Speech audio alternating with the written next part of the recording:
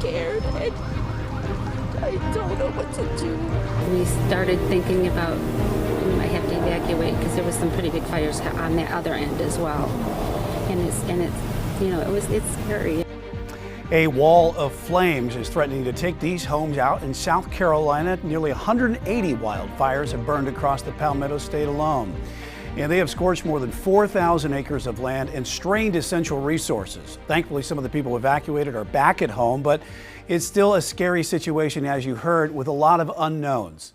Now, the largest of the brush fires erupted over the weekend in Carolina Forest near Myrtle Beach. That fire exploded in size overnight, forcing a half a dozen neighborhoods to flee their homes. South Carolina Governor Henry McMaster issued a state of emergency. North Carolina's wildfires are scorching hundreds of acres. The fires are prompting voluntary evacuations as crews continue to try to contain it.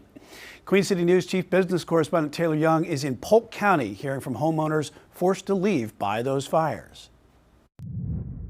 On one side of Interstate 176 in Polk County, you have homeowners who voluntarily evacuated their homes. On another side, just feet away from their driveway, you have a mountainside completely charred from a fire that sparked Saturday morning. This was the spot the North Carolina Forest Service says the fire began.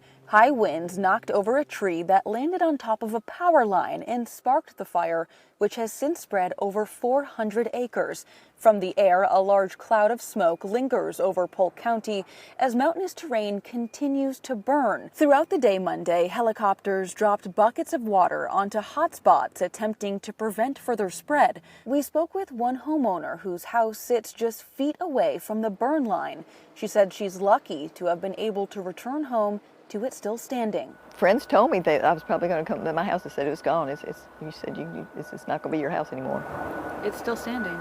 It looks just like it always did. Well, good. And I am so grateful, so grateful.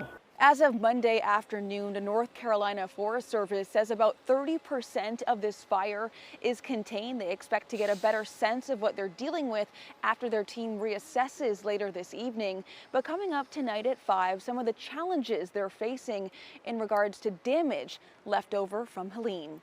Reporting in Polk County, Taylor Young, Queen City News.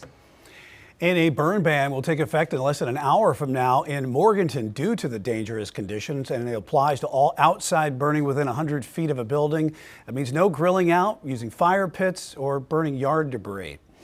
Let's talk about that wildfires some more right now as we're looking at the active wildfires across the Tar Heel State. Several fires are in the western part of the state. That's also where some high wind alerts are in several areas feeding the flames.